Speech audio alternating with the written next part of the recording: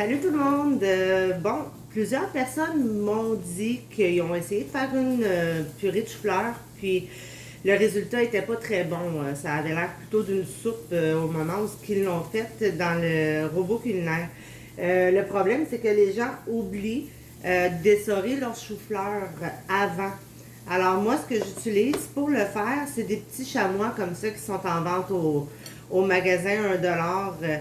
Puis je les utilise pour pouvoir extraire toute l'eau de mes choux-fleurs. C'est une étape super importante à faire si vous voulez avoir une belle purée onctueuse. Alors voilà, ici j'ai mes choux-fleurs que j'ai fait bouillir hier. Alors ils sont froids, je me brûlerai pas là, lorsque ça sera le temps de les essorer. Sinon, ben, si vous le faites la journée même, ben, c'est important de les laisser refroidir un peu parce que vous allez vous ébouillanter les mains. Alors voilà, je vais prendre la moitié parce que je vais faire une autre recette avec l'autre moitié. Je vais faire des galettes de chou-fleur à l'italienne. Mais on va commencer par la purée. Alors, j'insère mes choux-fleurs dans mon chamois.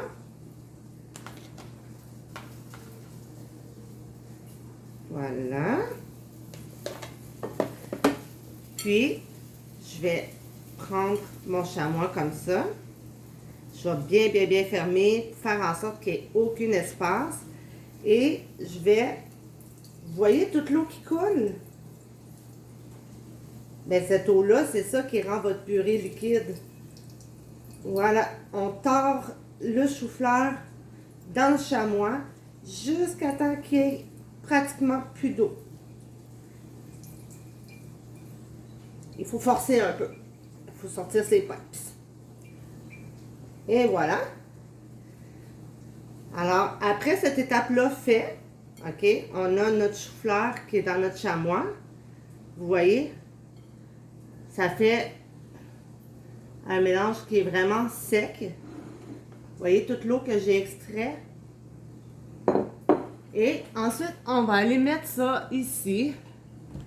On va mettre le méga boom dans mon robot culinaire.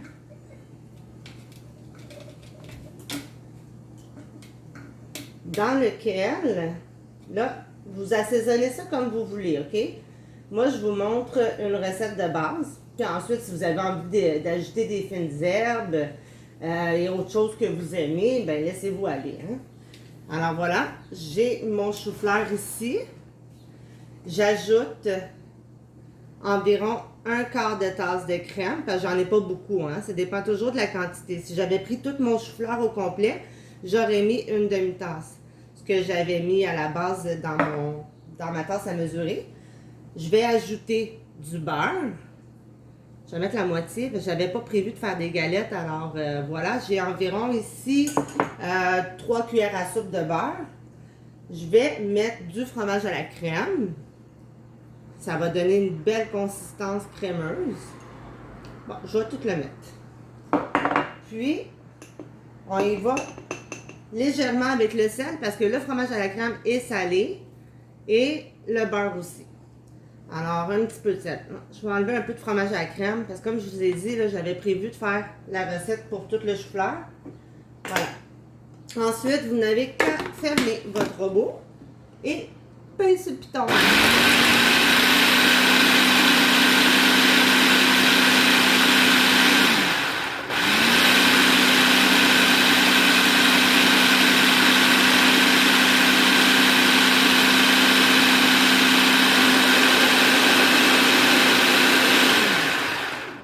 Je vais mettre pause 2 secondes parce que je vais vous éviter le bruit.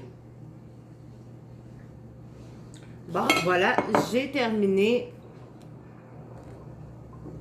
ma purée. J'ai sorti une recette juste pour que vous puissiez voir l'onctuosité de cette purée-là. Voilà. Vous voyez? C'est une belle purée de chou-fleur, puis c'est excellent. Bon succès!